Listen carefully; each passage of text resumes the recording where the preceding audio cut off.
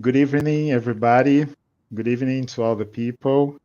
Thank you so much for attending this last session of the day for the 8th ECD Day, English Culture and Diversity. And for this evening session, we are going to start with um, kind of pocket show, right, Mark? a concert. And for this, I would like to introduce to you Professor Mark Tonelli. He's a Fulbright researcher. He's been here with us in Uberlândia uh, over the past months and will be here with us until September, if I'm correct. And before Mark starts addressing to you, I'd just like to give you some information about him. He's a musician and educator based in Decatur, Illinois. He is assistant professor of music and coordinator of guitar studies in the School of Music at Millikin University, where he teaches applied guitar, guitar ensemble, arts entrepreneurship, and is a Coleman Foundation Entrepreneurial Faculty Fellow. Mark is a recipient of Millikin's Artistic Achievement Award and is a Rhodes Scholar for Illinois Humanities, the state affiliate of the National Endowment for the Humanities. Currently, Mark is a Fulbright Scholar, serving as a visiting professor of music at Universidade Federal de Uberlândia in Minas Gerais, Brazil, until September 2022. Mark has enjoyed a career performing with a wide variety of artists: American Idol's Clay Aiken and Phil Stacey, Broadway legends Rita Moreno and Carol Channing, rock icons The Platters and Greg Bissonette, crooners Bobby Rideau and Al Martino, jazz musicians John Faddis and Ed South, European piano star Marina Arzenievich, and YouTube sensation Lexi Walker. He has been seen on Fox News and in the Emmy-nominated PBS special Marina at West Point. So if you would like to have access to further information, please have a look at his website and have a look at his. There are some YouTube performances of Mark, as well as some works by Mark Tonelli in the platforms, in the digital platforms such as Spotify. Okay, we are going to put the addresses of the website so that you can reach him online. Okay, as it's appearing then. Mark, thank you so much for being with us. And the screen is yours. The stage literally is yours. Thank you so much. Thank you, Ivan. What a pleasure to be here. Thank you very much for the invitation. It's a pleasure to be here in Brazil. This is a dream come true for me. I've wanted to come to Brazil for about 30 years, or basically my whole adult life. So it's an honor to be here. I'm here with my wife and our children. We have 3 teens, 13, 15, and 17. So you can imagine what life is like for us here in Brazil. We're really enjoying it. We're having a wonderful time. And it's really gratifying to be teaching at UFO as well. I do speak a little bit of Portuguese, and so I think at some point I'll sort of weave Portuguese in and out of my presentation. And my presentation is musical. That's what I do. I'm a musician. As Ivan mentioned, I teach various courses at Millikin, and most of those are based around performance, and I perform quite a bit. I think I've probably done 8 or 9 performances here in Brazil, and I have probably that many left. I think by the time I leave here, I'll have had 15 to 20 performances. I'm also traveling throughout the country, playing in a few different states and a few different various cities. So I'm going to share a little bit of what I do when I do some of those performances, which tends to be very diverse. I think I have a fairly eclectic repertoire that's comprised of American music, of course. I'm American. I was also born in Italy, and I came to the U.S., or I went to the U.S. since we're here in Brazil, but I arrived in the U.S. when I was a little kid. I was only 4. So I've also included a number of Italian songs, like Italian pop songs, songs from the 60s, from the 80s in my repertoire. And then, of course, Brazilian music, which has been, a passion of mine, as I said, for 30 years. I also grew up playing rock music like most kids do. And so I've arranged a lot of rock music for my jazz group. And I've been playing jazz professionally, I guess, about 25 years. So I've done a lot of diverse things in my career, including coming here to Brazil. This is another opportunity to explore another culture, which I've always wanted to get to know. So it's pretty cool to be here. And so I'm going to play just a few songs for you and explain a little bit about each of the songs I'm going to play. And I think that they're fairly diverse in terms of their background. First one is by a jazz saxophonist named Sam Rivers. And Sam famously played with Miles Davis, who was, in a way, like the symbol or the representative or the icon for jazz. And this one song is called Beatrice. I think it was named for Sam's daughter, Beatrice. And it's commonly played among jazz musicians. And it really is one of my favorite songs. It's really beautiful. I can only imagine how beautiful Beatrice, Sam's daughter, must be because of the beauty of the song here. I think this one was composed somewhere in the 1960s. So some of the music I'm playing here is kind of old in comparison to the music of today, but it tends to form part of the repertoire of the jazz musician. Anyway, enough talk. I'm going to do some playing. This is Beatrice by Sam Rivers.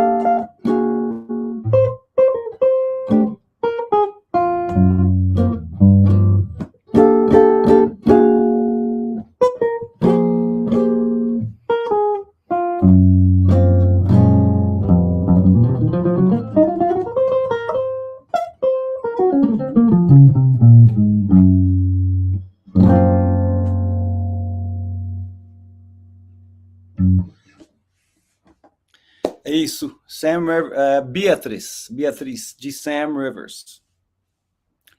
Então, muito obrigado por estar aqui, gente. Mais uma vez, para quem está chegando agora, estou muito empolgado em estar aqui.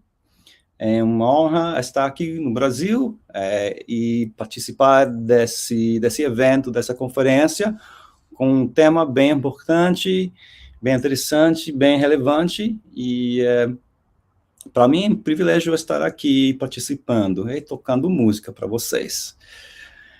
Espero que minha música acrescente algo também relevante, né, ao tema. Bom, essa música Beatrice de Sam Rivers é uma música americana, sou americano. Obviamente, por meu sotaque, imagino que todo mundo pode sentir esse sotaque. Mas, além da música americana, música de jazz, sou principalmente músico de jazz, toco também a música do Brasil, ou pelo menos tento tocar a música do Brasil. Estou aqui como bolsista da Fulbright, para pesquisar, para tocar, né, para dar aula, e também para pesquisar sobre a música mineira, principalmente, e mais especificamente a música da Clube da Esquina, que é um movimento musical, movimento da arte, que surgiu na década 70, principalmente através de um grupo pequeno de músicos, e talvez mais conhecido deles, Milton Nascimento, que acabou compondo muitas músicas que fazem parte da cultura mineira, da cultura brasileira, na verdade, e ele ficou um ícone, né, um símbolo de world music, música mundial, música do mundo. E ele tocou também com muitos músicos americanos importantes, músicos de jazz. E fiquei apaixonado pela música do Clube da Esquina. Infelizmente, tenho colegas aqui na UFO que focam, que pesquisaram sobre essa música. Então, estou animado por mergulhar mais nessa movimento da música da Clube da Esquina. Também estou dando aula em prática de conjunto, na verdade, 2 práticas de conjunto, improvisação de jazz e aula de guitarra. Né? 3 disciplinas no total. Estou gostando bastante do Brasil, dos alunos, da UFO, da comida, da cultura, de tudo, na verdade.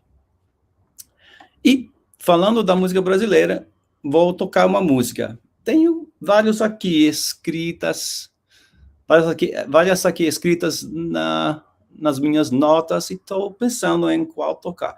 Na verdade, acho que vou tocar uma música que se chama Olha Maria, do compositor e músico incrível, né? Um gênio da música brasileira, de qualquer música, na verdade. Esse cara se chama Chico Buarque, vem de uma família bem reconhecida pelo país, pela música, pela arte, e ele é um dos membros da família. E adoro a música dele. Né? Essa música se chama Olha Maria.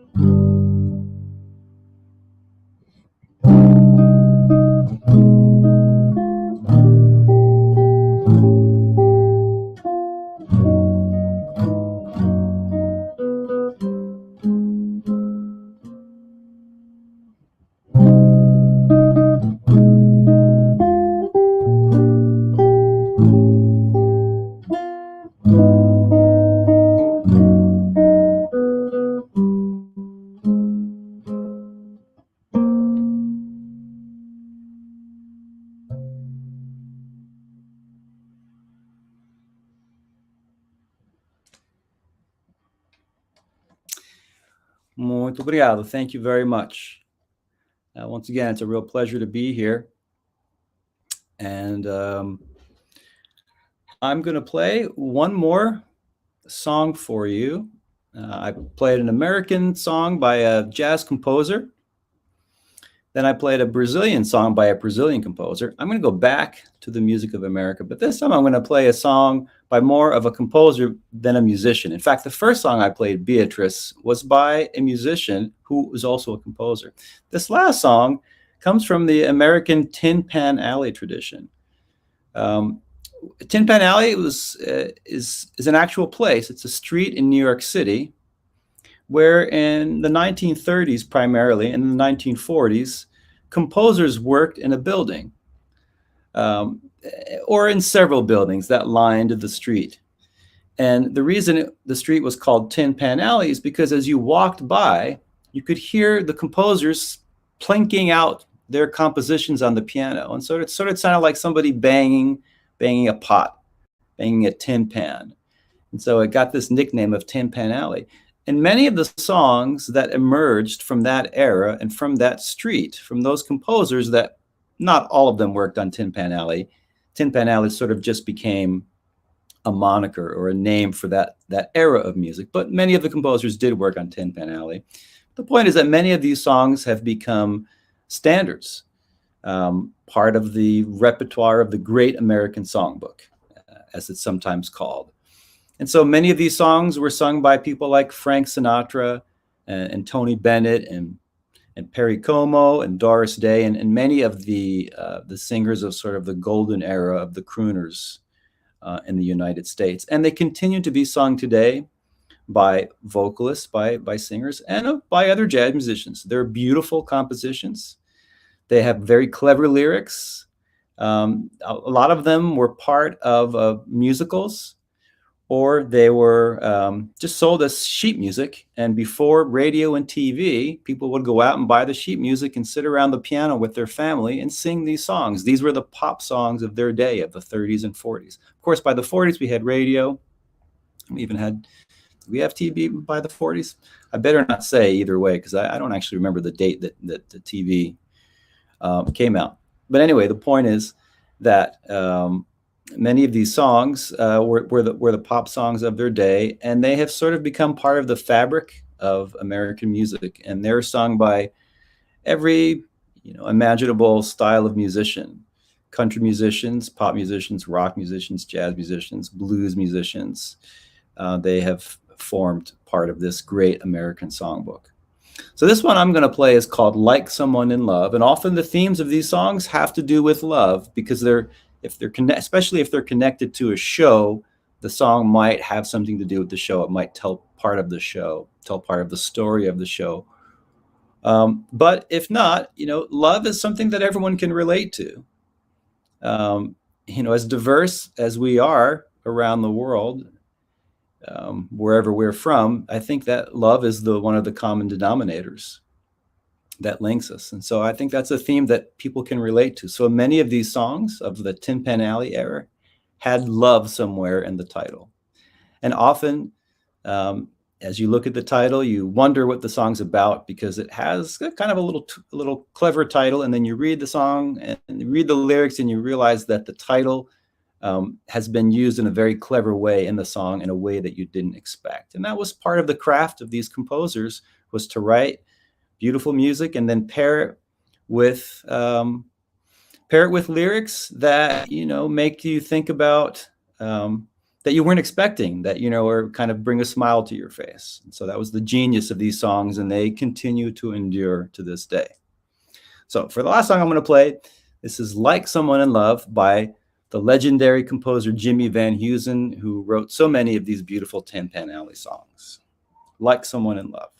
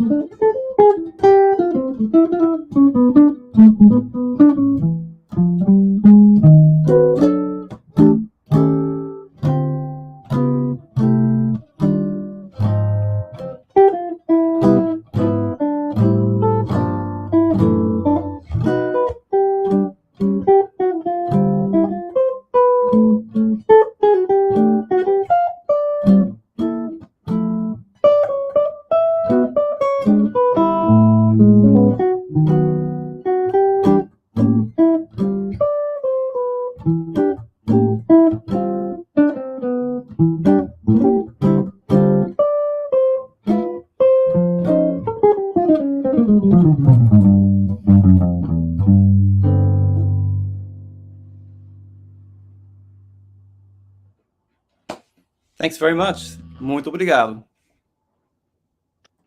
Thank you very much, Mark. Well, it was a pleasure to hear you.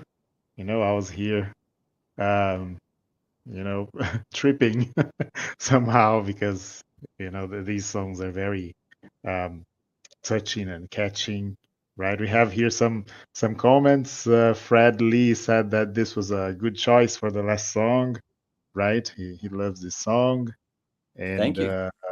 So lots Thank of you, Fred. compliments here. Viva Milton Nascimento. Okay, so many comments here. So nice and peaceful. So we are delighted to have you here.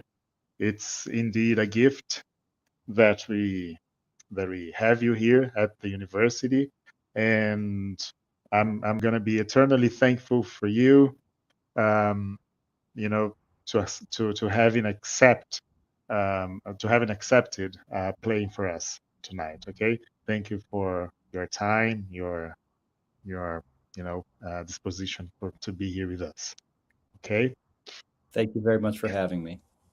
And let's meet again and have another coffee someday. Sounds good. Okay. Deal. All right.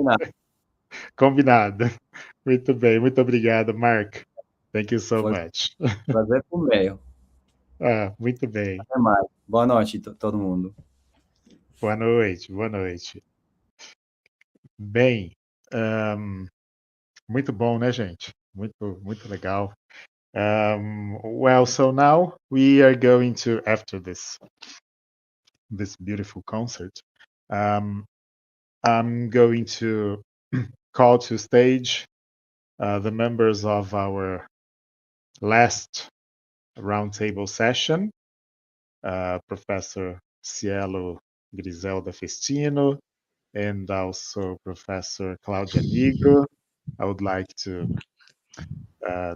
wish you a very good evening and wish you a very good talk. And this talk will be facilitated by our dear colleague, Professor Flavia Benfatti, who then will do the introductions and stay here with the professors. I would also like to introduce to you our tech support, Priscila Pacheco. She will be backstage together with us. Okay, so now Flavia, it's with you, and I'll disappear. Okay, I'll disappear, but I'll still be here. See you. Have a nice talk. Thank you, Ivan. Thanks all the organizers of this event. Before introducing Professor Cielo and Professor Claudia, I'd like to say something to Mark because it brought me some memory when he started playing. Because I remember that when I did my master's, I studied a little bit of jazz and bebop jazz specifically. And Wow. it came to my mind, Miles Davis. I read the biography of Miles Davis, Charlie Parker, Dizzy Gillespie, and etc., because I studied the Beat Generation. So thank you very much for bringing those, the song that you brought, and also our, beloved Brazilians, Milton Nascimento, Chico Buarque. Thank you very much to get interested in our Brazilian music as well. Thank you, Mark. Maybe we They're can all my heroes. All talk it American, all my heroes. So. Any other time. So it's a great pleasure to be here to mediate this closing session with these two dear friends of mine. First of all, Professor Cielo. Cielo took part in my PhD qualificação at USP long time ago. And Claudia, she was my postdoctorate supervisor at Unesp, and now we are partners in crime. Let me introduce then Professor Cielo. She has a master's degree and a PhD in linguistics and in linguistic and literary studies by the University of São Paulo. She did a first postdoctorate research on the teaching of literatures in English at USP, and a second one in female and Indian literature at Universidade Federal de Minas Gerais. She's currently researching Goesa, I don't know if this is the pronunciation, literature and plurilingualism. She's a professor of English literature at Unip, São Paulo, and she is a collaborating professor in the graduate program at Universidade Federal do Tocantins. She has contributed to numerous publications on Indian literature and now on Goan literature in Portuguese. Cielo, the floor is yours. So thank you, Flavia. Thank you, Professor Ivan Ribeiro. Thank you, Claudia Nigro, for having me here today. And I'm also very grateful to you, the Department of Universidade Federal de Uberlândia. So if you could show my slides. So this paper I'm going to present today, Memory and Post-Memory in Narratives by Women from the Goan Adivasi or Tribal Community from Goa.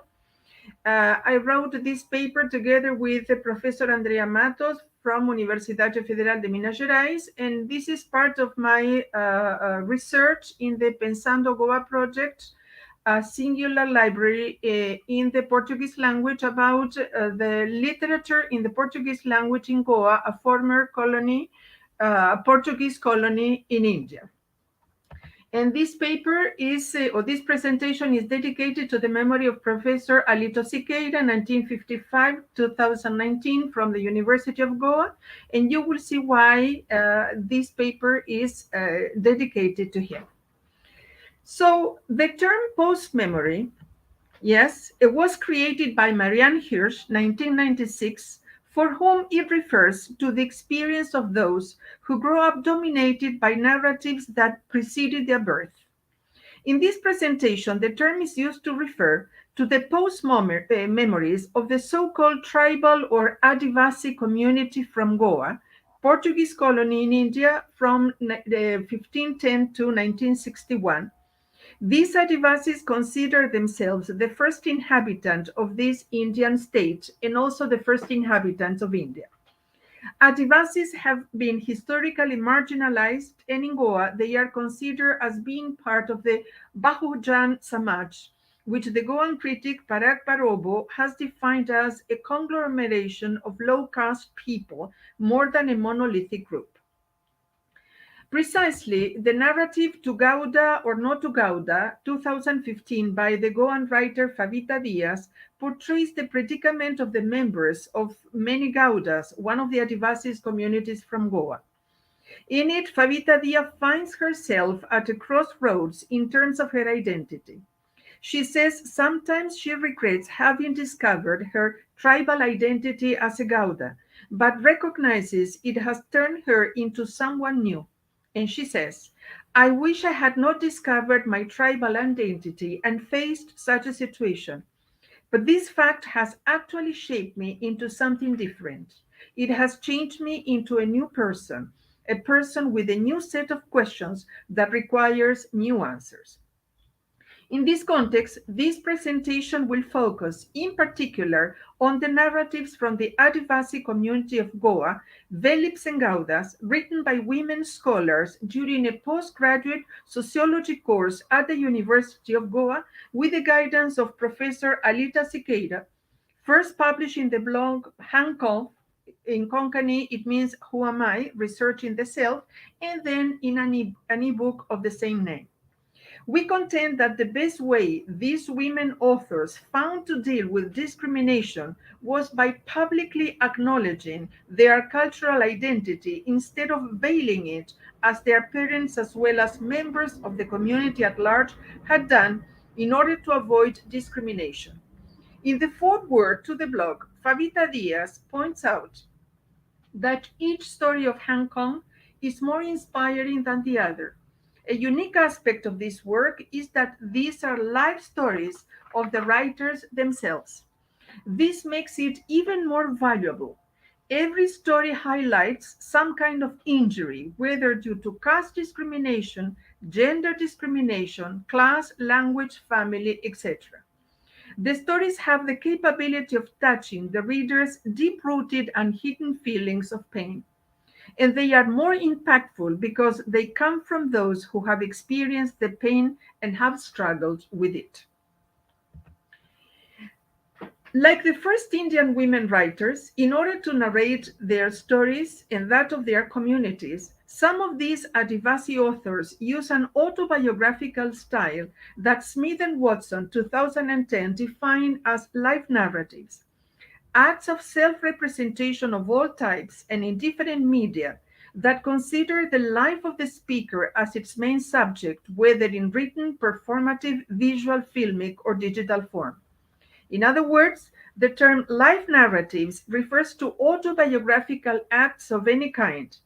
This style of autobiography is profoundly broad and democratic since it considers narratives of citizens who historically have been ignored as being of no value, as the classical autobiography focuses mainly on the lives of prominent characters of the community. As for the testimony, Jaime Ginsburg, 2008, explains that this kind of narrative bent on deconstructing the official story by narrating the injuries and insults suffered by an individual or community is in tension with the conflicting reality and gives voice to the excluded subaltern.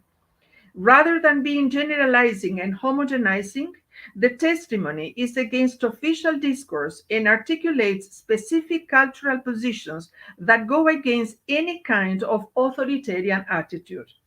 Ginsburg adds that the testimony is related to the experience of a group of victims of which the subject of the enunciation is its articulator. As Alito Siqueira points out in the interview with Gaspar de Souza, so what are you asking me? Wrong question, Mr. BBC. These narrative styles, life narratives, testimony, critical essays, intersect 3 or 4 domains: the conservation of intangible heritage, the need of social justice as they aim at resignifying the knowledge system of the community and rewrite the post-memory of suffering and discrimination inherited, pedagogical discourse as they point to the role learning plays to bring back to life the knowledge of the community which had been excluded, and cultural politics as they insufflate new life in the silent stories of the culture. Thus, rather than follow a process of Sanskritization, that is to say, convert themselves to the values of the higher castes or classes, these women writers not only write narratives of awareness and resistance, but explicitly identify themselves as members of this class, the Adivasis. Precisely in his book Abolin, Lucio Rodriguez explains that in Goa, surnames, in particular Hindu surnames, have been traditionally associated with places and communities. Then, with the coming of the Portuguese to India in 1510 until 1961, and the massive conversion to Catholicism and changes of names, the new surnames like Colasso or Fernandez offered no clues to the status of the newly Christian individual. This called for a new strategy to place the individual. It is in this context, says Rodriguez, that the question in Konkani to Konalo was coined. The question literally translates as, who are you? However, more is implied in it. As Hindu family names are associated with the names of villages, and in turn villages are associated with different social groups, asking for a person's surname helps place the person's origin within the local social hierarchy and the caste system. Nowadays, these young women authors are challenging the narrative implied in this question with a new one, Hong Kong, who am I? As little by little, these communities are coming to the forefront, and through their writings, which help them reconsider the post-memories inherited from their ancestors in a new light, they not only contest the different ways in which discrimination takes place, but also proudly acknowledge themselves as members of their own communities, and in so doing, create new narratives which help redefine their own identities and their place in society. The concept of post-memory, as I said before, was first used by Marianne Hirsch to describe the relationship of the second generation with powerful, often traumatic experiences that preceded their birth, but were nevertheless transmitted to them so deeply as to seem to constitute memories in their own right. Along the same lines, Michel Balev, 2008, adds that the concept of trauma is timeless, repetitious, and infectious, in the sense that a trauma experienced by a group in the historical past can be experienced by an individual living centuries later who shares a similar attribute of the historical group, such as sharing the same race, religion, nationality, or gender. And many times, leading to the creation of racialized identities. According to these authors, the second generation, that is to say, the one which receives the effects of the post-memory, as these young Adivasi scholars, also suffer the consequences of trauma and loss. According to Pereira, the term tribe, after which the Adivasis are many times referred to as tribals, is a very unstable category. It was imported into India by the British and later on adopted by the Portuguese during the colonial period. However, the word does not exist in Konkani or in Marathi, Goa's main local languages, or in the other Indian languages. Pereira 2009 further problematizes the term by pointing out its evolutionist connotations as it is used to refer to a society in an earlier state of development. Even today, says Pereira, the members of the different Adivasis communities in Goa are many times associated with these colonial and linguistic assumptions. In turn, the term tribe is related to the concept of caste. As explained by Unitan Kumar, 1997, caste and tribe are constructs and represent categories which are products of historical, contemporary social, economic, and political process. This is why, adds the critic, there is a fluid relationship between both.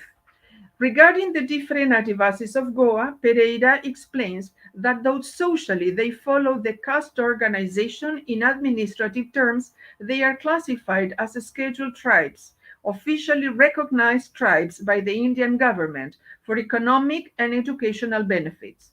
Nonetheless, Pereira adds that if many tribes were listed as castes during the colonial period, later on in the post-colonial period, those castes claimed their tribal status as a sign of pride in their ancestry, as was the case of the Gaudas. There are 4 Adivasi communities in Goa: Gaudas, Kumbis, Velips, and Angars. They affirm to be the original inhabitants and the first settlers of Goa, who founded many of the villages of the state, which is synonymous with belonging to a tribal group. In some works, the word Gauda is used as an umbrella term that comprises all the other communities, while some communities would be a subgroup of others. In this paper, we prefer to apply the term Gaudas and Velips after the way they are used by each of the authors studied belonging to the different communities. The word Gauda is translated in Konkani, the official language of the state of Goa, as the one who establishes the village and administers it towards prosperity. According to Pereira, this community is at the basis of the social system, which over time split into 3 groups. Initially a Hindu community, the Gauda divided themselves when, with the coming of the Portuguese to India, some of them converted to Catholicism in order to avoid discrimination. Eventually, many of them reconverted to Hinduism, as from 1928, when they realized that though Catholics, they continued being discriminated against within the church. Those reconverted are nowadays known as Neo-Hindus. Monsignor Fernandez, 2019, adds that the members of this last group were then not accepted either by the Hindus or the Christians. Nowadays, as Priyanka Velip affirms, narratives of inclusion rather than narratives of origin are of greater importance for the Adivasi. Today, it does not matter whether we are the original settlers of Goa or not, which is also debatable, but what we want is the inclusion of our own into the mainstream of society so that there are less chances of othering. And this is the thread that relates all the narratives we will present here today. The scope of the narratives in Hang Kong is broad and covers different matters: the affirmation of identity, the process of being othered, the recovery of the culture's traditions, displacement. What they all have in common is what has been defined as intergenerational trauma, which, according to the author, Balev, 2008, conflates the distinction between personal loss actually experienced by an individual and a historical absence found in one ancestral's lineage. Hence, the theory of intergenerational trauma conflates loss and absence to the point of collapsing the limits between the individual and the group, thus suggesting that a person's contemporary identity can be vicariously traumatized by their ancestors' experience. It is the rewriting of the traumatic narratives of loss and absence of their communities that has empowered the authors, allowing them to recover their voices, often silenced by veiled or explicit forms of discrimination. At another level, as Newman 2019 suggests, what these authors are doing is offering an alternative view of the Goan community as a whole. Instead of looking at it from the perspective of the Catholic, Western, and Portugal oriented or Hindu, Indian, and Maharashtra oriented big tradition, they consider it from the so called little tradition, which for mainstream culture scarcely exists. Priyanka Velip, one of the authors I am quoting here today, in The Fear of Being Othered, wrote that a life narrative and testimony of her own experience as a Velip, an Adivasi Hindu community.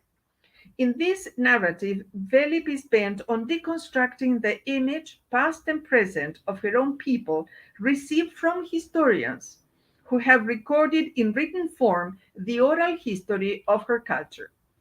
After a survey of some of the most important theoreticians on the cause of the Adivasis of Goa, she comes to the conclusion that rather than elucidating the status quo of her community, they are intent on marking their own superiority and, by extension, the inferiority of the culture under study.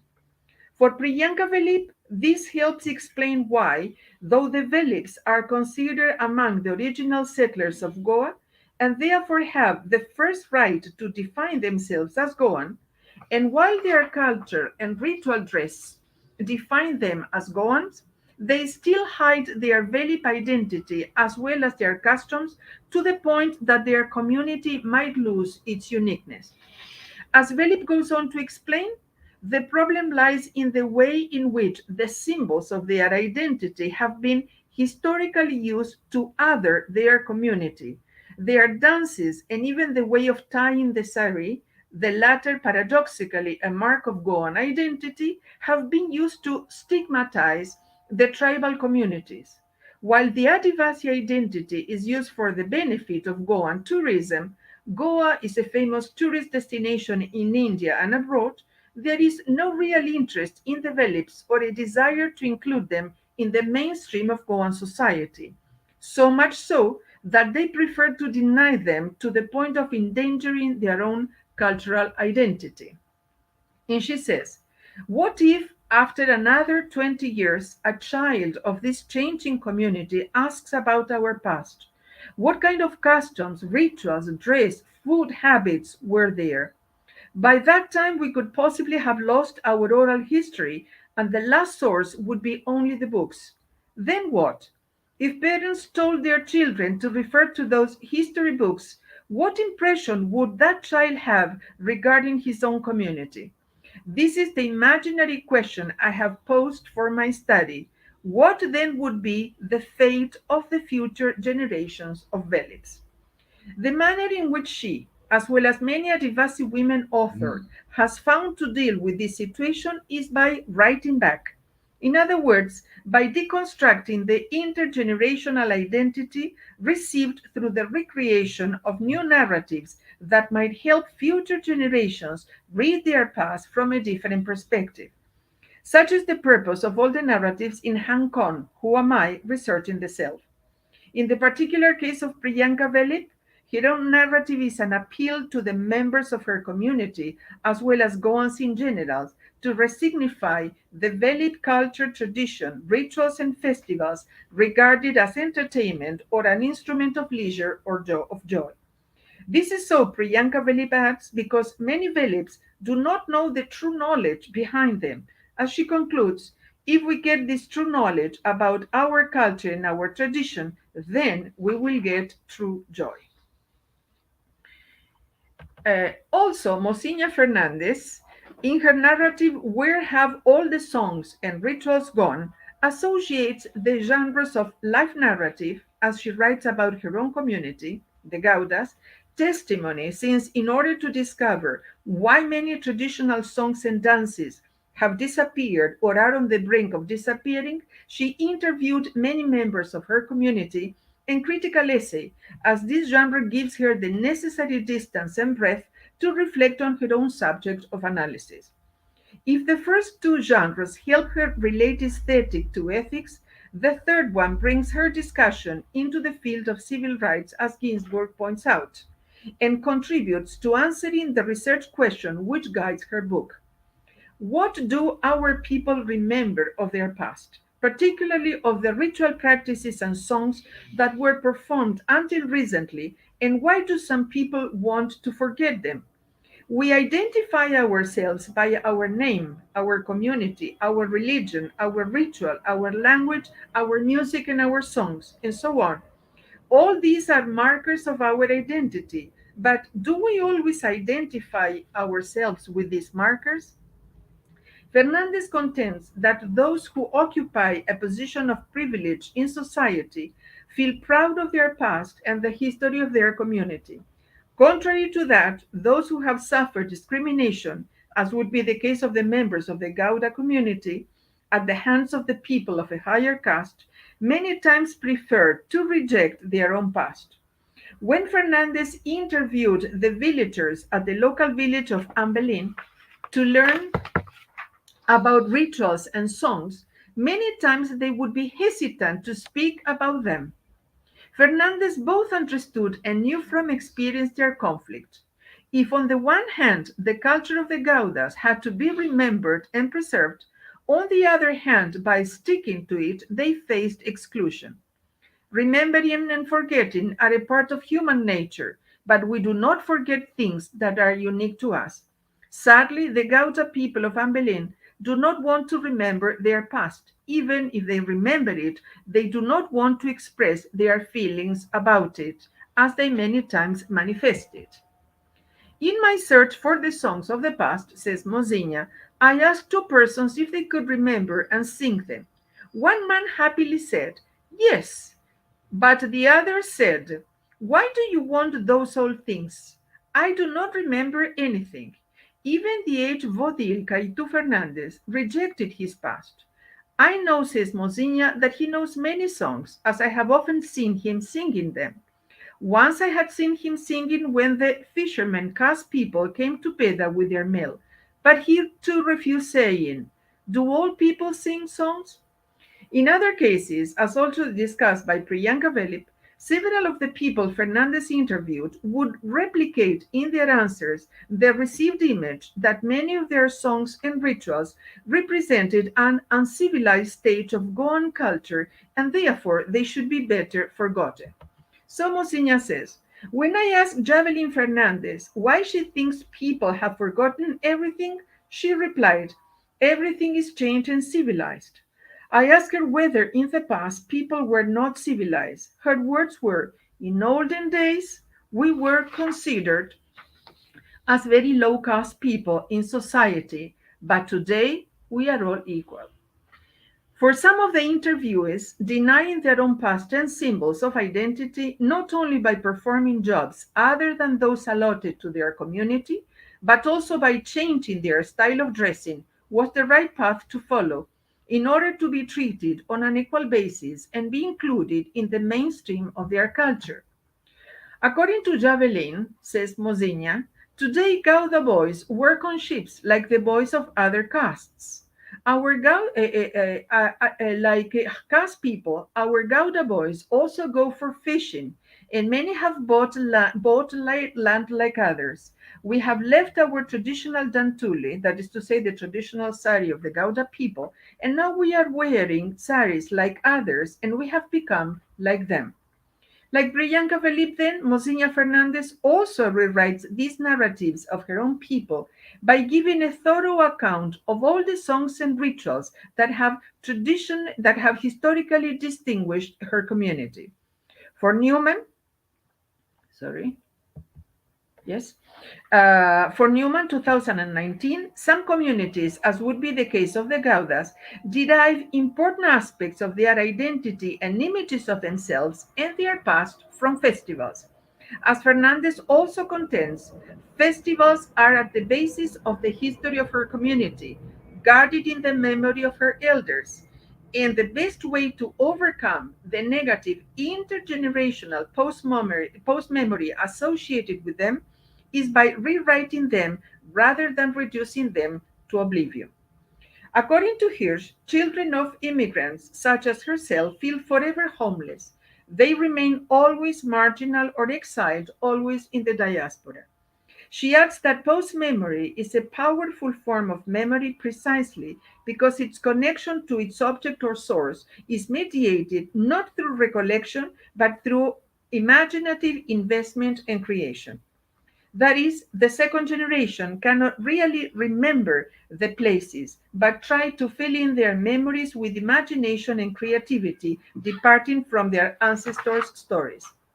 Likewise, as the Gaudas are a displaced community, and these same narratives are associated with their place of origin, they are very much cherished both by the elderly people, even though they would keep them to themselves or tell about them only within their family circle, and the people of the new generation, like Fernandez, who have never been there.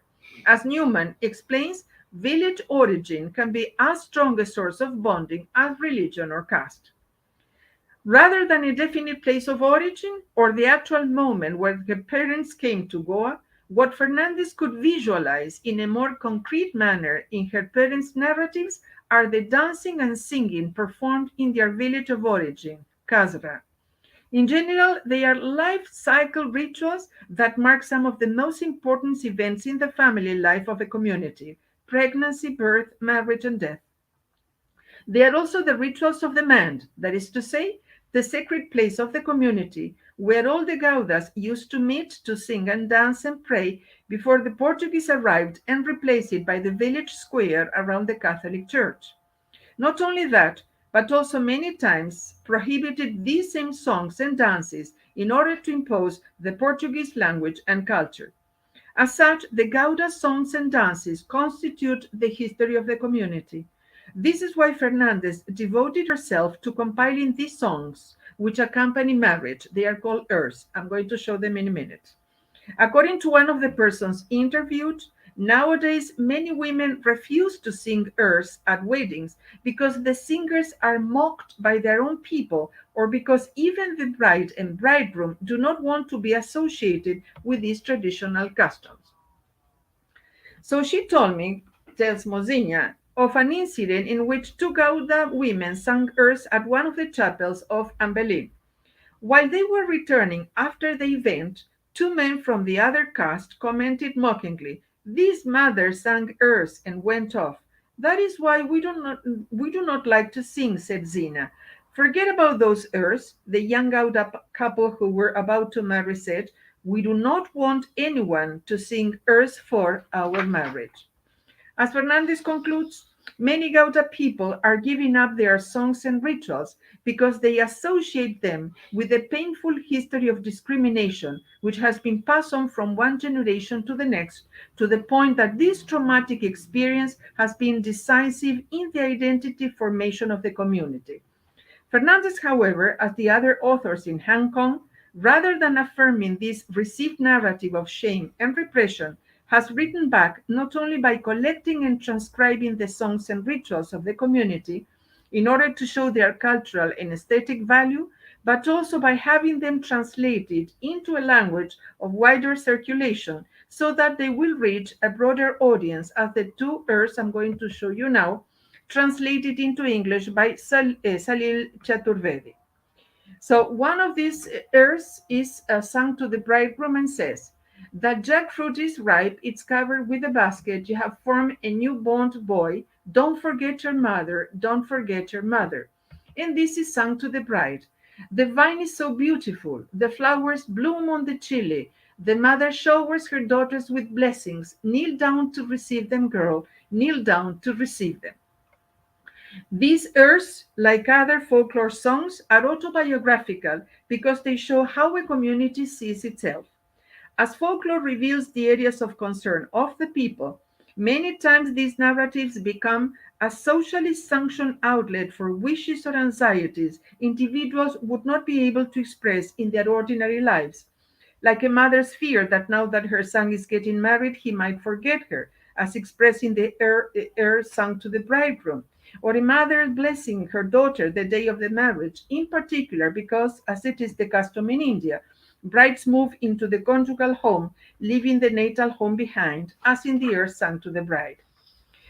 Folkloric narratives can then be understood as the system of knowledge of a community because they convey their values. At a formal level, this means that, as they are shared by all the members of the community, only the minimum information needs to be supplied, fact which might account for the at times encrypted form of the narrative that juxtaposes images from nature to domestic ones as in the airs above. According to Ginsberg, in the elders' testimonies, there might be a great distance between the narrative resources available to them and the story they are trying to tell. However, the refined verses of these marriage airs reveal the Gauda's dexterity in the composition of oral narratives which accompany each of the important celebrations of the culture. Besides, if as already seen, the Gaudas are a displaced community that came from some place named Kasra, more than existing on maps, it lives on in the memory of the elderly members of the community, who reinvent it through successive rounds of retelling. In so doing, they shape the identities not only of those who actually experience them, but also of those who, like Mozinha Fernandez, are vicariously acquainted with them through the stories of their ancestors. As we have argued in this presentation, the narratives by Diaz, Fernandez, and Velep help them come to terms with their own cultural identities, in spite of the way they have many times been marginalized, thus showing the power of reflection and healing that narratives have. In their effort to define themselves, not in terms of the question, where do you come from, but who am I, they not only reconnected themselves with the customs and beliefs of their own communities, but also resignified them since, rather than understanding them as marks of discrimination that had to be veiled or forgotten, they came to consider them as the true marks of their culture, which had helped their ancestors survive and remain together through generations, and help present generations to proudly redefine their own cultural identity. As a tribute to Alito Siqueira, we would like to close this presentation with his own words on the importance of inclusion, education, and being the narrator of one's own narratives. Much more needs to be done in terms of what is taught and how it is taught, but that is likely to happen only when those who are the victims of the system have an opportunity to change the system. Hence the need to fight for inclusion wherever and whenever it is possible. This is in Hong Kong, Alito Siqueira, 2019. This is the bibliography, and thank you very much for your attention.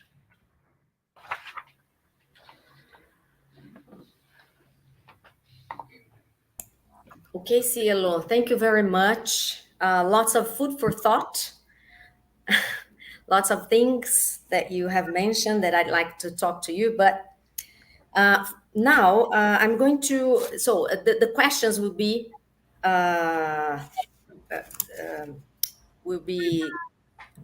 done in the end of the of Claudia's presentation, okay? But thank you very much for your talk. Let me introduce Professor Claudia. Professor Claudia Maria Ceneviva Nigro she has a master's and a PhD degree in literary theory by the University of the State of São Paulo, Universidade do Estado de São Paulo. She did her post-PhD research at Unicamp and is currently a full professor in the field of literary criticism at Unesp.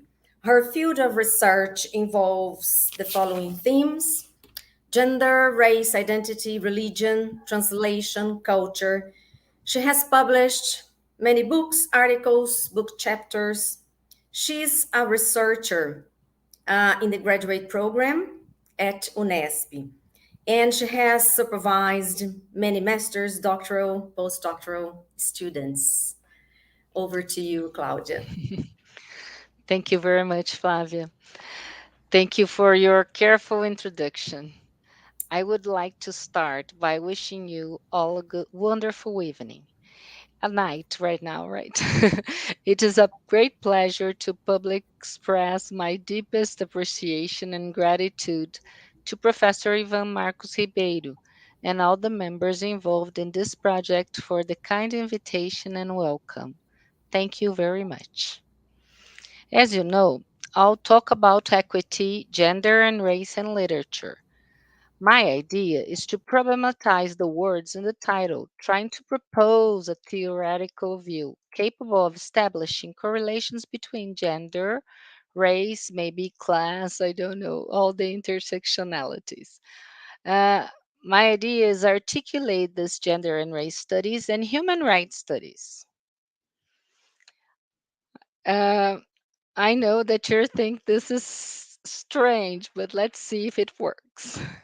I will show you how the prediction of my research group within the field of literature, gender, and race works too.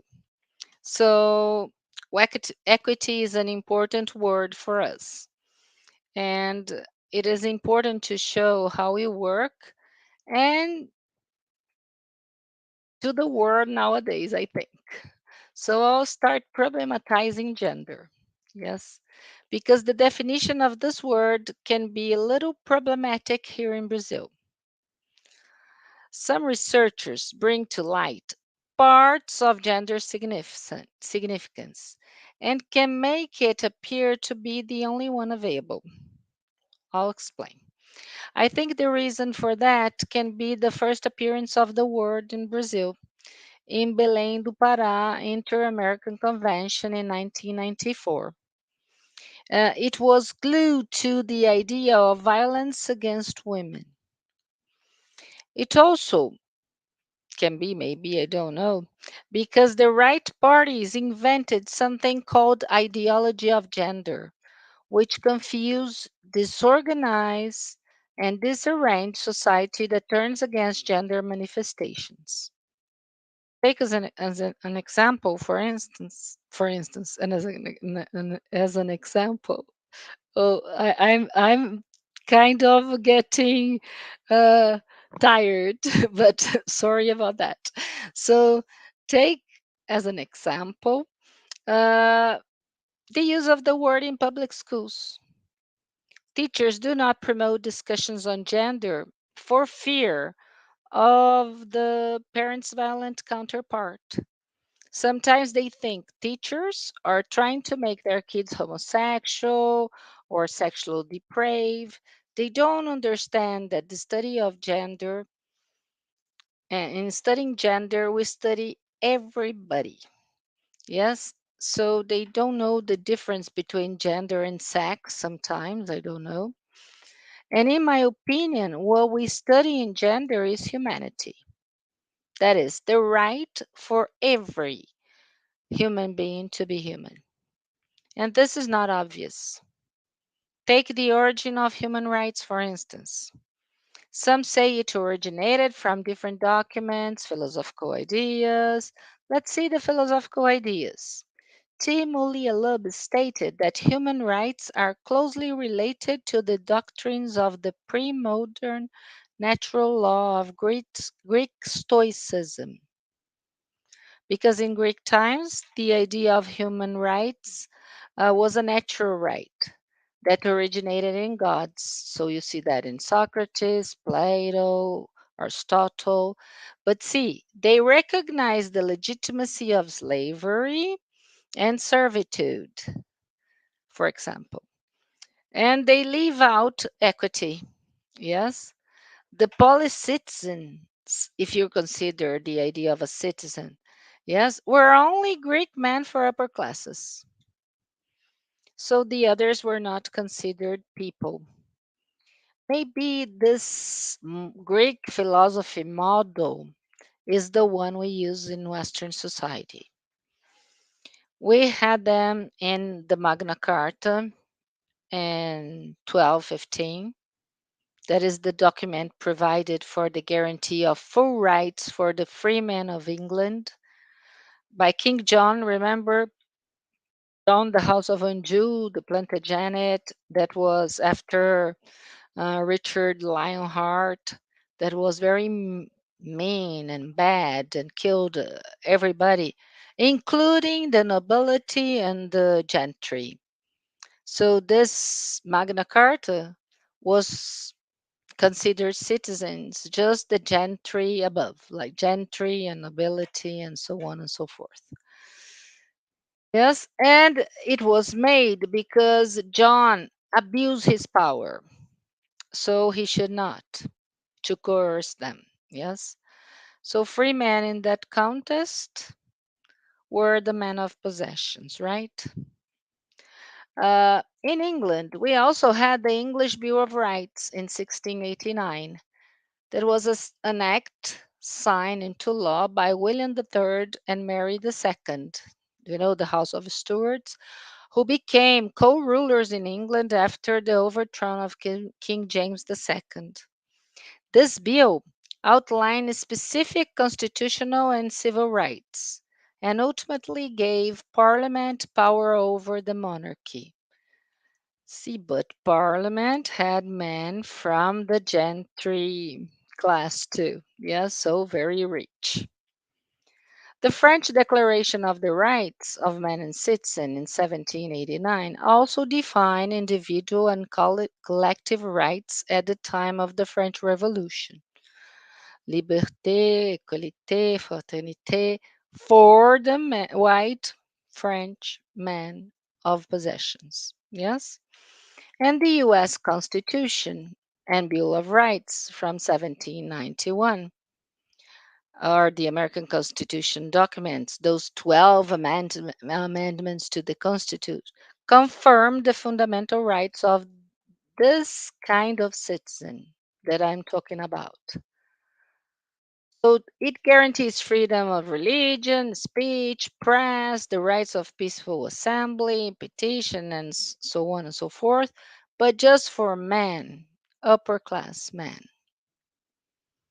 It is only with the Universal Declaration of Human Rights on December 10th, 1948, that the concept of citizen took a different path. And this was mandatory in a way due to what happened in Second World War with the Holocaust. Once I heard from a dearest friend, Professor Anna Klein, that it is fundamental to have people in their highest education level to work as doctors, nurses, engineers, etc. But if those people, those doctors, nurses, engineers, they don't realize that every human being deserves the same treatment, they could not do their jobs properly. That is where and why humanities are essential, yes? And the study of gender and race and class, this intersectionality, maybe have to maybe the study of that has to be mandatory, yes, because if you deny humanity, if you strip people of humanity, what happened to them? Yes, if they are deprived of their humanities, people are easy targets for violence. Think about Hitler. What did he do? He convinced his citizens that the Jews were bad. Well, through political propaganda, he destituted people from their humanities. So science was great during Hitler's time. But what about doctors that cut people without anesthesia to see how much pain could they endure before they die? How about nurses that killed newborn babies? How about engineers that, how do I say, built those places with gas where they put hundreds of Jews to die. So with the political propaganda, Nazis were able to convince some German people that Jews were monsters, abjects, or animals. Then it was easy for them to torture or eliminate those disposable bodies that were not considered people. Drawing a parallel between this episode and others like that in human history, like native peoples genocide during colonization, slavery systems, etc., we know that this has not stopped yet. This is the problem, yes? That is why we have to deal with gender, race, class studies. Without it, um, um, are people able to understand these basic freedoms inherent to how human beings? Because see, written in the paper is very beautiful, but what about the way we live? Yes, can we see this goal achieved? If it is in the Bill of Rights that no soldier should mistreat the citizens, how can we explain some police attitudes? Do you remember what happened to George Floyd in May 2020? If you don't, he was choked to death by a white police officer who pinned him to the ground, holding his knees on Floyd's neck. Even with Floyd's plea for letting him out. And during the pandemic, yes, he said several times, I can't breathe. I cannot explain how I felt seeing that video. Yes, it was filmed. But what literature has to do with gender, race, human rights? Everything. Literature represents life, and the reader perceives new concepts of living while reading it. The power of literature portray this world is undeniable. So, if you see like a poem of Conceição Evaristo, I'm going to read it in English, but see, translating right now, so it's not a good translation for a poem, yes, but let's hear it of calm and silence. When I bite the word, please don't rush me. I want to chew. Air between teeth, the skin, the bones, the marrow of the verb. To verse like this, the heart of things. When my look get lost in nothingness, please don't wake me up. I want to retain inside the iris the smallest shadow of the smallest movement. When my feet slow down in gait, please do not force me. Walk to what? Let me fall. Leave me alone in apparent inertia. Not every traveler walks roads. There are submerged worlds that only silence of poetry penetrates. So let's see what we study in this research group that I told you, entitled Gender and Race.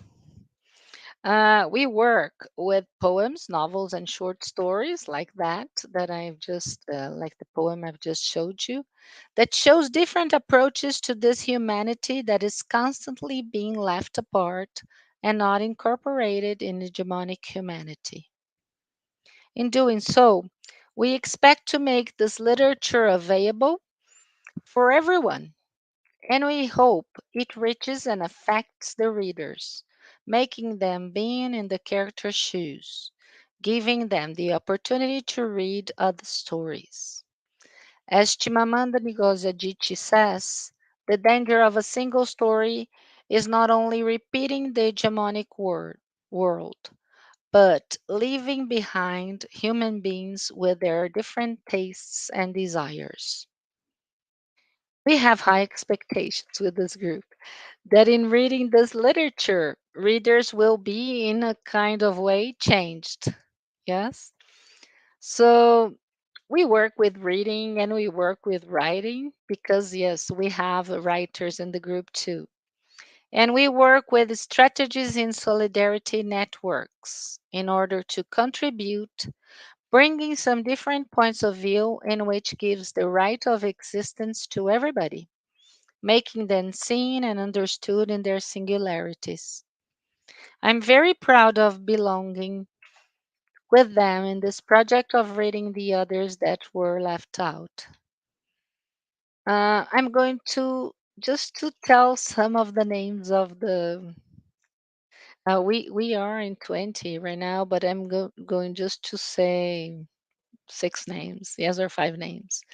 So Davi Celestino de Souza is now finishing a very interesting thesis on decolonial resistance, important in order to oppose coloniality and the manifestation of heterarchies in societies. He studies 3 types of resistance in Cloud Atlas and Ghostwriter of David Mitchell. And he also um studies a film of Bolognese, Brazilian. Yes, but I'm just talking about the English literature here, right now. And he affirms that the fight against precariousness and social inequalities, combined with the appreciation of culture, epistemology, and subaltern voices, are pillars of this resistance and fundamental for the construction of more equitable realities. Marco Aurelio de Almeida studies the way in which representation permeates a literary novel. He works with Little B of Chris Cleave, and he says in this narrative that portrays the life of a Nigerian immigrant, um, illegal immigrant, yes, that um, some way or somehow, uh, through representation, he is able to deal with that narrator, the story, the characters, and the author's subjectivity that sometimes um, we think it's against, in a way, um, little b, yes, and shows that this is a text written in the perspective of the colonizer, yes, even when the colonizer denies it. Fernando Luiz de Moraes proposes an intervention in queer studies, outlining the structure pillars of queer studies. So he brings queer studies. Why? Because it incorporates race and class that was left out in the queer studies scenario. Yes, the beginning of the study. By seeking an epistemology predicated on the body, the critical gap between theory and practice is reduced.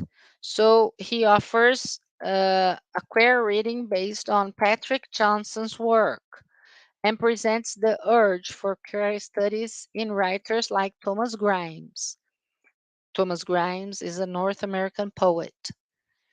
I'm going to read a poem in a second. So Patrick Johnson said, because I'm not convinced that queer studies, theory, and activism are soon to change, I summon queer studies as an interventionist disciplinary project. Queer studies addresses the concerns and needs of gay, lesbian, bisexual, and transgendered people across issues of race, gender, and class, as well as other identities and subject positions. While attending to discursive fields of knowledge, queer studies is also committed to theorizing the practice of everyday life. Because we exist in discursive as well as material bodies. We need a theory that speaks to that reality. So I'm going to read Equations. Equations is a poem of Thomas Grimes. Asking me if I'm black before being gay, or gay who just happens to be black, is the same as asking about chickens and eggs. Whatever came first is irrelevant. There are no common denominators. Theoretically speaking, I'm not to be defined by some simple equation. I'm not to be added up, subtracted, multiplied, and divided up by Afro and homocentricities. Nor am I to be fractionalized, calculated, or rounded off by a square as root. I carry my own self over to the first power of just being me. So Thomas Grimes wrote this poem in 1995. Um, I'm going to say some more to two people that also work with this group. That is Flavia Benfatti, that is there. Yes. And Regiane Correia. Yes. Flavia worked with Latin American decolonial literature, which involves feminism, Black feminism, and transfeminism. Regiane works with narratives of resistance of Hijiras and Chirunankais, the people designated at birth as masculine but which are constructed into the feminine. She investigates four autobiographies and she wrote about that. She wrote about Vidya, I Am Vidya, A Transgender's Journey, 2013, by Living Smile Vidya. Truth About Me, A Hijra Life Story, 2010, by Revati. Me Hijra, Me Lakshmi, by Lakshminarayan Tripathi. And A Gift of Goddess Lashmi, by Manobi Bandyopadhyay. I don't know how to say those names. Sorry about that. She sought to distinguish the difference between these two gender identities, reconstructing the way transgenderism in India is located. So, into the intersection of sociocultural, linguistic, regional, religious, caste, and class. So, those are the kind of works we do. Yes. Right now, I'm doing a research on um, native Brazilian myths that were changed with the colonial impact. Yes. So they described in the myth how people were, how the Indian people, uh, native people behaved, and how they were after that. So the creation of other myth, more sexist myth like Jupari, to explain Sewisi myth. Yes, and and right now loads of people are writing with different things too. Apart from them, Luana Passos works with literature for children, but using race and gender perspectives, and race, class, and gender perspectives.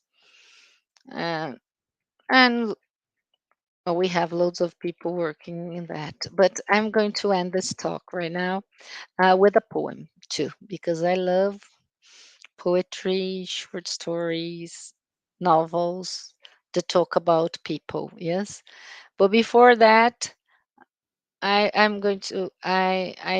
would like to end this talk asserting that those works that I mentioned are examples of equity in gender and race. Because as we know, by the meaning of the word equity, they show other stories and reveal a sense of justice that can be applied to all.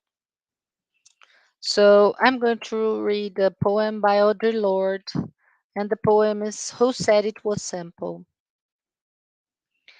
There are so many roots to the tree of anger that sometimes the branches shattered before they bear. Sitting in attics, The women rally before they march, discussing the problematic girls they hire to make them free. An almost white counterman passes, a waiting brother to serve them first, and the laters neither notice nor reject the slighter pleasures of their slavery.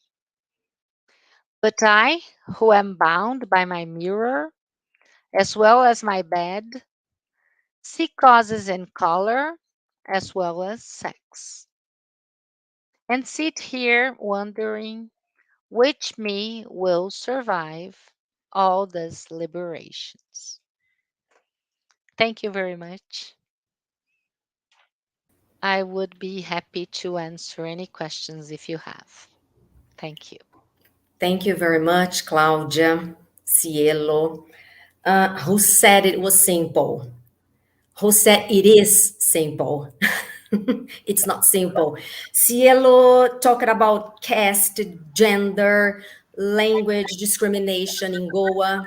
Claudia brought something related to gender, class, race, and connected with the human rights studies, which is interesting because although it seems to be simple to connect, to be not simple, but even obvious to connect gender, race with human rights. Normally, people tend to bring lots of definitions for race, for gender, without thinking of the whole context, which is connected to justice and human rights. And Cielo, you brought something that drew my attention, which is post-memory. I haven't heard of this term.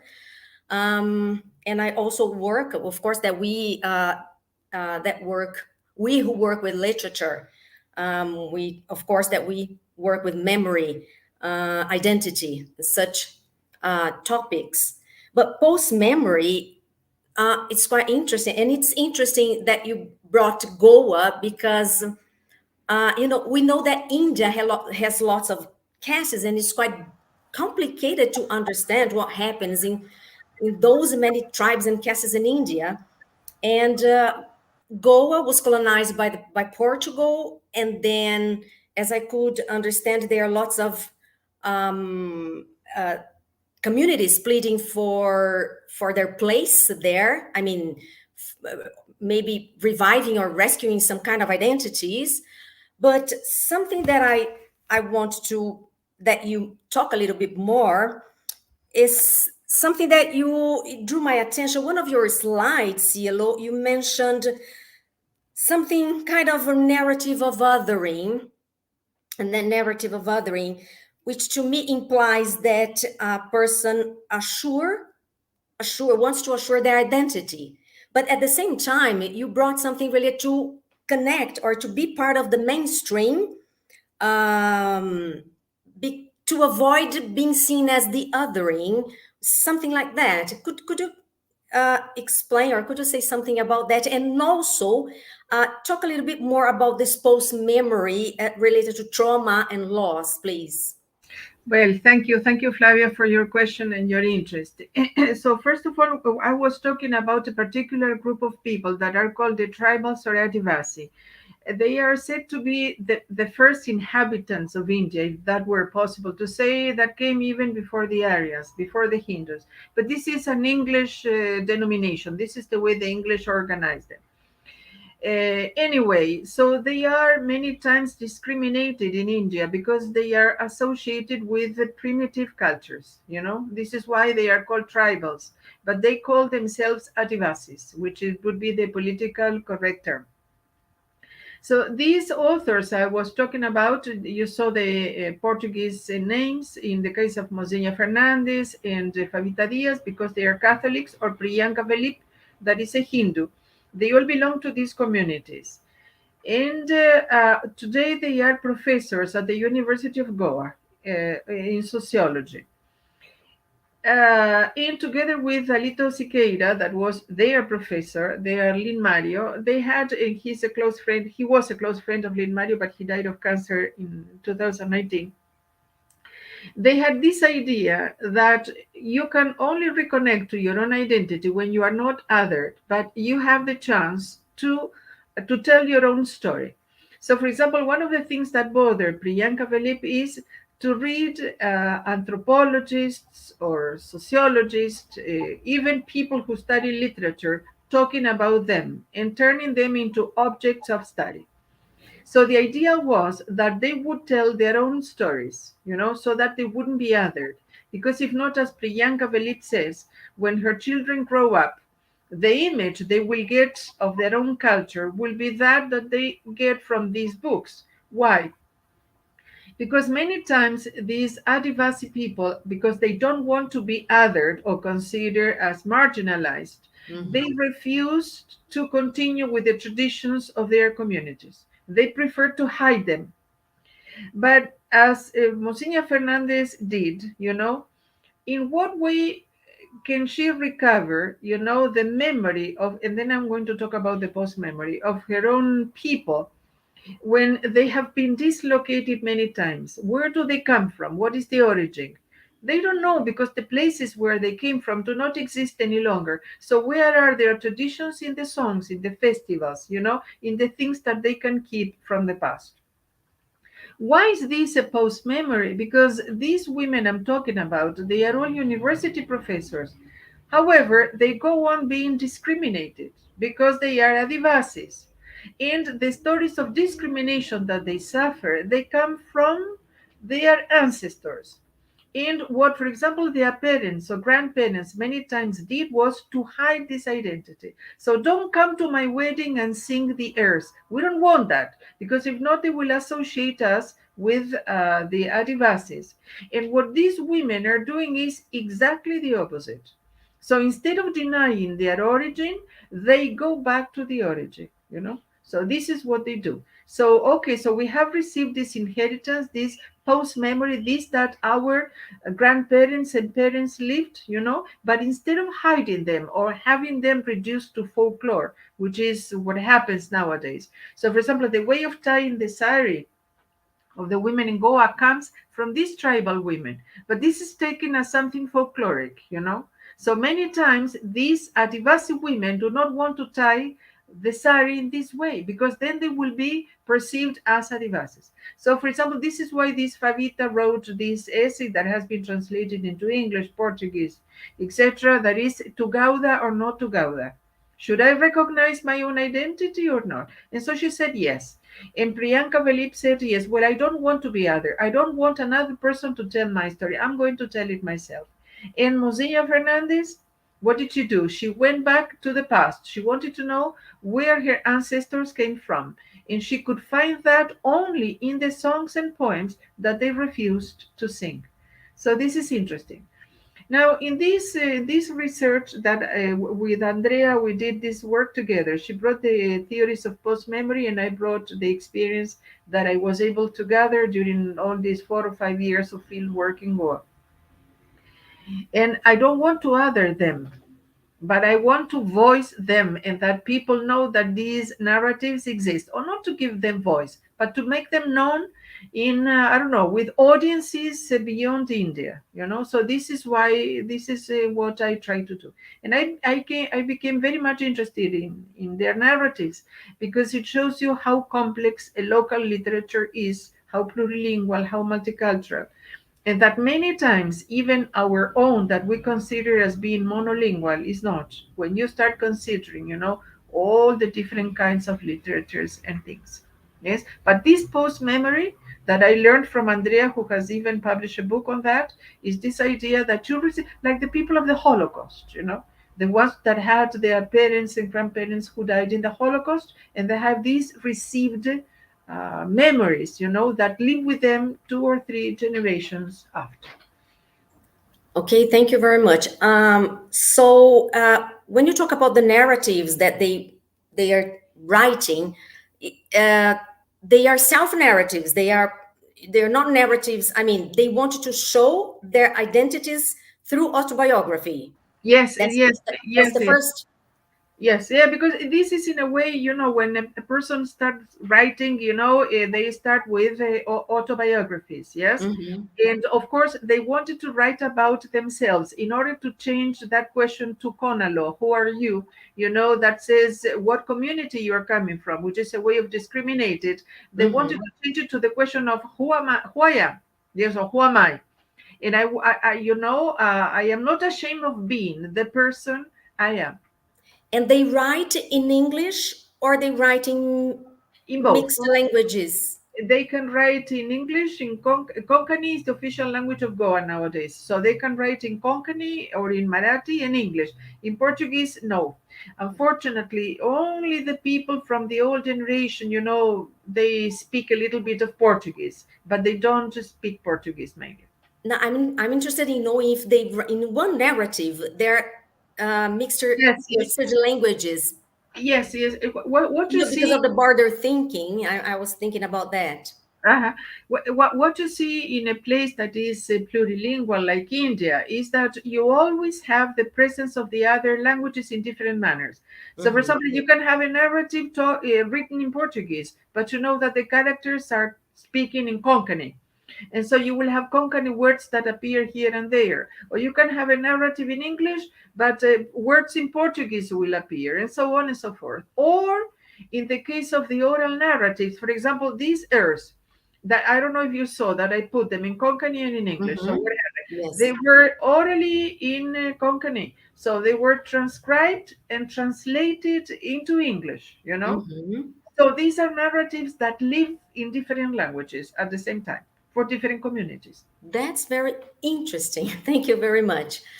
Um, Yvonne, do you want to say something? Or Oh, yeah, I was just, I would like to point out that in terms of caste system, um, the the Adivasi community is paired up with the Dalits, but they are not considered untouchables, right? Not necessarily. Not as this is a very complex question, very Yes. complex. And it's very hard to simplify.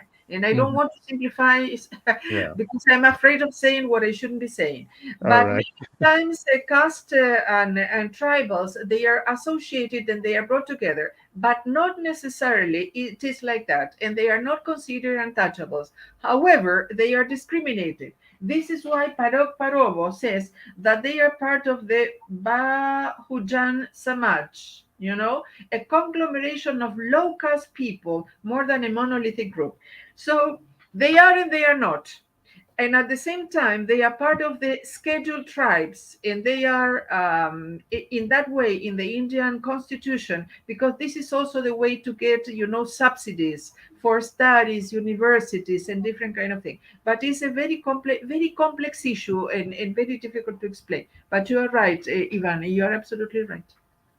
I agree with you. there's a question by Professor Gilmar. Yes. No, he's saying thank you, Dr. Nigro and Festino, for addressing those much needed topics. I wonder how the stories we tell and the experiences we live in our classes can help to reduce inequality in society. Good.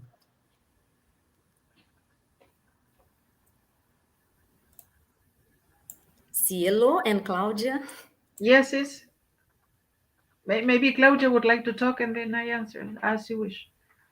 Okay.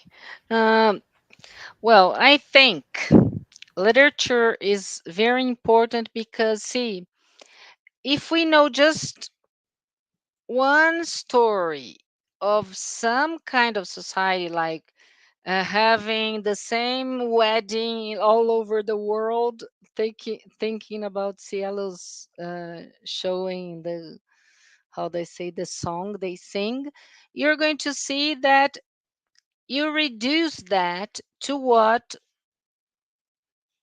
some hegemonic society wants. For instance, they want to sell this idea of women, this idea of man, this idea of getting together, um, the needs for reproduction, because then you have a marriage plot that is very problematic, I think, because leaves out loads of people, Jumar, for instance. So if you're gay, you're not in the marriage plot because you're not going to reproduce.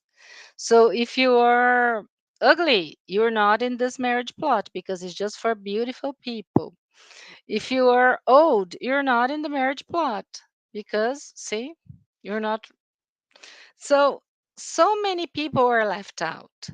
And in I don't know, nowadays we have different literatures. Those people are writing, as Cielo said, they are they are talking about themselves, the ways of living. So you as a reader can see other words, can see other opportunities of living. I think this is very important because not just reduce inequality, but reduce suicide. I think in a way or another, like good literature, reduce suicide.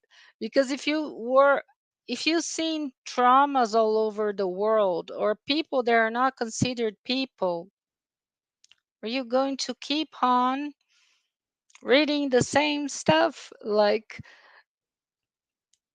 giving to your students the same thing?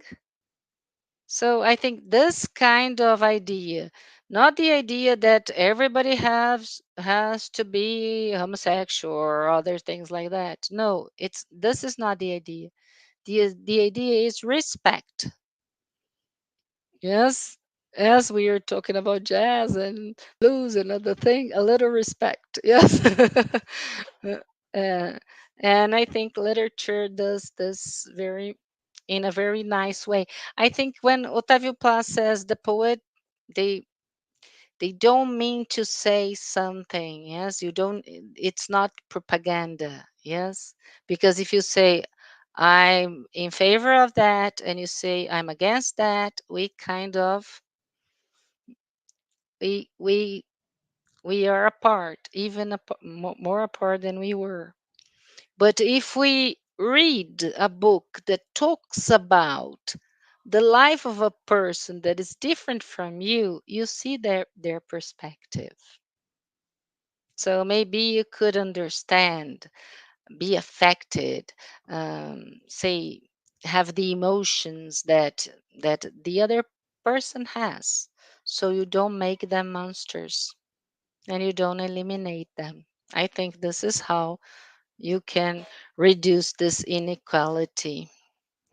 Yes, but it's not inequality because, see, oh, equality, yes, yes, inequality in a way or another. But I think it's worse than inequality sometimes. Mm. Yes, I couldn't agree more with what Professor Claudia Nigro says. I think this is the purpose of the literature class. Yes. And this is one of the nice things of working with plurilingual communities. You know, when you work with several traditions at the same time, for example, you work with the same topic in different kind of narratives, in different languages, different approaches. So it opens up your mind, you know. So you start looking at narratives in a different manner. I remember when we started doing research on Goan literature, in the beginning we said, well, we are going to give the Nobel Prize to bad literature. Look at what we said. But bad literature is not bad literature. It's different styles of, of narrative, different ways of telling stories. So I think it opens up your mind, and I think this should be one of the main aims of the literature class. I couldn't agree more. Yes.